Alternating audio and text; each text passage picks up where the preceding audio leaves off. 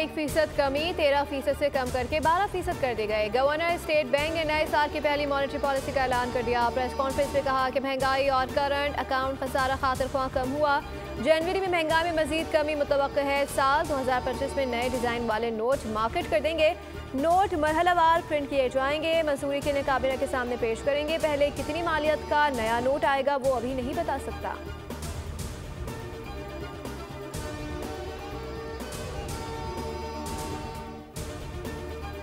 वज़ीर आज़म का शरह सूद में कमी का खैर मकदम। चंद माह में बिजली कीमतों में नुमाया कमी की नवीस सुनाई। वज़ीर आज़म शहबाज शरीफ का इस्लामाबाद में तकरीब के खिताब। अवाम को रिलीफ देने के लिए शबाना रोज़ मेहनत कर रहे हैं। बस चले तो टैक्स की शरह 15% कम कर दूँ, लेकिन IMF की वजह से मजबूर हैं। इस ख्वाहिश पर अमल नहीं कर सकते। कौमी एयरलाइन को शफाफ तरीके से निजी शोबे के हवाले करेंगे।